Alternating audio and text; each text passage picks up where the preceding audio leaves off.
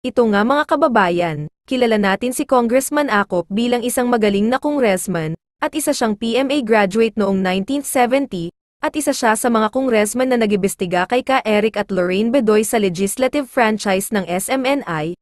Ayon sa mga comments ng mga taong bayan, hindi nagustuhan ang ginawa ng Kongreso sa pagpapakulong nila kay Ka Eric at Lorraine Bedoy. Isa na rito si Congressman Acop ang binas ng taong bayan. Kaya itong huling hearing ay hindi na pumasok si Congressman Acop, tila umiwas na sa isyo, lalo nang nagpetisyon ang kapwa niya PMA graduate na palayain si Ka Eric at Lorraine Bedoy. Ito ang pag-uusapan natin sa video na ito. Kung bago ka lang sa aking YouTube channel, baka pwede makahingi ng like at subscribe at click mo na rin ang notification bell para updated ka sa aking nilalabas na bagong video. Salamat po. Okay, pag-usapan natin ngayon si Congressman Acop. Isa siya sa mga hinahangaan kong kongresista. Noon pa yan, dahil PMA graduate of 1970, marami akong nakasama dito sa Mindanao, mga class 70. General Simato, General Carolina, basta mga matitino, class 70. Plus the fact na isa siyang igurot. Basta igurot, mapapagkatiwalaan. Di ba? Digibantag natin. Tapos naging classmate ko yung kapatid niya, classmate kami sa advance, Captain Dennis Acop, West Point, graduate. I don't know, nung year ba class 83 pala, sa West Point, si Dennis Acop. So, hinahangaan natin ito, maraming humahanga kay Congressman Acop. Lalo na yung mga congressional hearing, yung kalukuhan ng mga pulis. Di ba napabilib tayo ng gusto? But lately, dito sa congressional hearing, tungkol sa SMNI, tungkol kay Doc Badoy, kay Ka Eric, nako, akala ko ako lang ang nadismaya. Ang dami palang nadidismaya kay Congressman Acop. Nakakabasa ko ang daming mga, matawag ba yun na hate comments? Don't know. Dami. At to a point na dinipensahan na siya ni Mayor General Benji Magalong. Dinipensahan na siya, kaya lang wala pa rin magawa. So ako,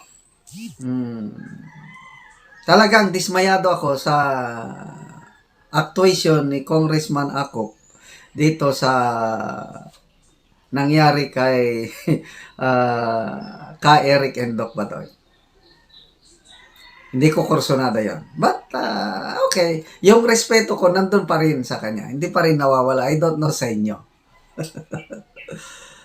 He's the same, Kaya lang itong napansin.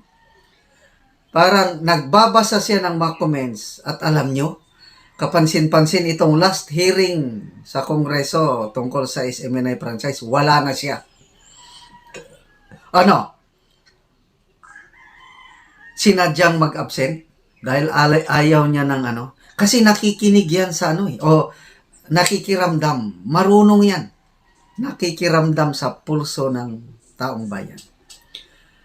Baka sinadya niya na hindi na lang mag-attend dahil naramdaman niya yung public pressure o yung public sentiment na hindi pwedeng galawin ng SMNI, hindi pwedeng yan si Ka Eric at Badoy dahil sila yung lumalaban sa NPA.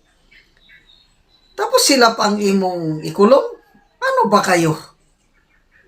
Diyan, nagalit ang taong bayan sa mga congressman, kasama na si Congressman Acop dahil bakit mo ikulong yung dalawang lumalaban para sa bayan? That's foul. Anyway, I hope na may pagkakataon pa, makabawi pa si Congressman Acop dahil nung una, yung mga unang hearing sa kalukuhan ng pulis, ang daming nagsasabi na iboto natin yan for Senator 2025. Paano magiging senador yan? Anyway, there is always a second chance. Ngayon, nakabalabas na si Doc Badoy at Ka Eric sa pagtutulungan natin lahat. Lalong-lalo na yung mga PMA graduates. PMA graduate naman si Congressman ako. Baka pwedeng let's give him another chance. Okay ba? Salot pa rin ako kay Congressman ako. Baka nagkamali lang siya ng sinaman. Ngayon, dumistansya na siya, hindi na siya sumama sa hearing ng SMNI franchise. Okay, panoorin natin si Doc Badoy sa pagbabalik niya sa SMNI laban kasama ng bayan. Nung nag-NTFL ka ako, doon ko nalaman yung mga stories, mga kwento na nangyari sa mga kababayan natin, di ba? Yung sa mga katutubo natin kapatid, yung mga sundalo natin na maraming kabayanihan na ginawa, no, na and that office really transformed me, na it really changed me, na ganito pala yung nangyari sa atin, no? Grabing panggagahasa na ginawa ng CPP, NPA, NDF na pag nagsanib puwersa pa ng mga politikong walang prinsipyo at tunay na pagmamahal sa bayan, kawawang-kawawa tayo. Kawawang-kawawa ang pinakamaliliit sa atin. Kasi yan ang tinarget nila, yung mga nasa gidas, malalayong lugar, parang mga tsinelas lang yan na pinagpapatay nila. Yan, sa harap nila, papatayin yung tatay. Ganyan lang, ganyan lang. Binabaril lang ganyan ng CPP.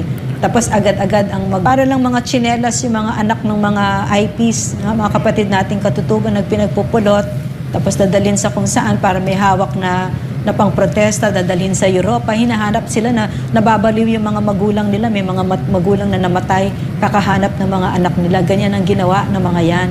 At maraming nagtakip sa kanila ng mga politiko. No? So yan ang sinasabi namin, ang katotohanan ibinibigay namin sa inyo. I'm so happy na we are stepping up at hindi na tayo papayag, hindi na tayo babalik doon. Franz Castro, binibigyan kita ng notice ngayon kahit na ano pang tumbling ang gawin mo dyan. Of course, may pera kayo ngayon, di ba? At maingay kayo ngayon. Pero tapos na, Franz. Yes. Alam na ng Pilipino kung sino kayo at hindi na kami papayag. Wala nang papayag dito kahit pa mag-peace talks kayo dyan na maling-maling desisyon. No? Na yan ginawa ni Charlie Galvez, no? Na walang sabi-sabi sa mga security clusters on his own. Ginawa nila yan nila Manuel Bautista. Yung katrayduran na yan. Hindi papayag ang Pilipino. Tapos na yon. Tapos na ang CPP, Franz. Mag-surrender na kayo. At syempre mama, ako'y natutuwa din mismo sa ginawa ng ating magigiting na PMAers. Yeah, At yes. ito'y nagpapakita na buhay ang ating demokrasya. Yeah. Na nandyan pala sila, ma'am. Kasi sa laban natin, ma'am, alam mo sa laban natin for 3 years dito, we interviewed soldier almost every day. Yeah.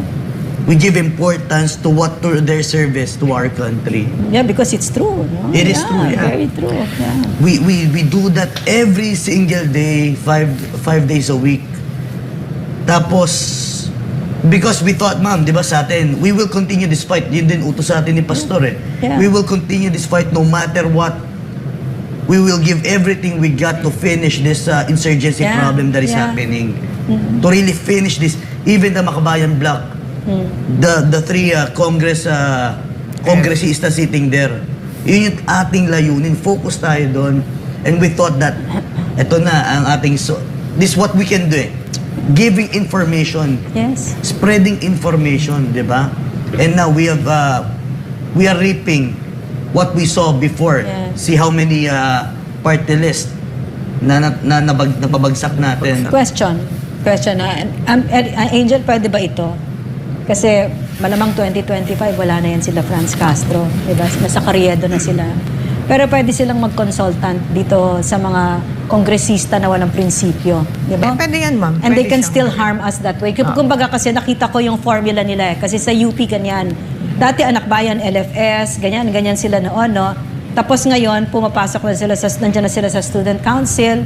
Tapos napasok pa nga nila yung college organization ko, no? Yung UP Mountaineers na ginalit sa akin, no?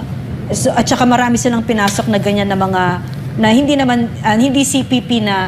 CPP created na mga organizations katulad ng Anak Bayan, LFS, CEGP, NUJP, hindi pala created ang NUJP, co-opted, NUPL, etc., di ba? So, ibon, no?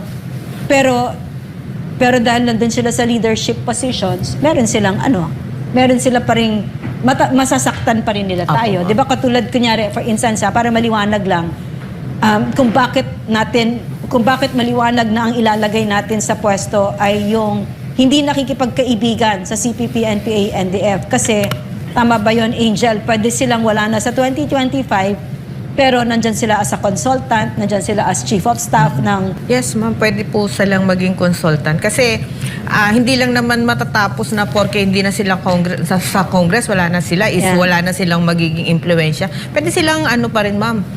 Tuloy pa rin yung trabaho ng alliance building. Sa loob o sa labas ng Kongreso gagawin nila yan. Kasi kung talagang yung actual recruitment talaga paiiralin, hindi naman sa Congress nire-recruit yan. Kung saan din sila uuwi, saan sila community, anong distrito sila nakapaloob. Ano ang masasabi mo kababayan sa usaping ito? Kung meron kang reaction sa video na ito, ikomento ang iyong pananaw at opinyon sa usaping ito. God bless Philippines. Salamat po.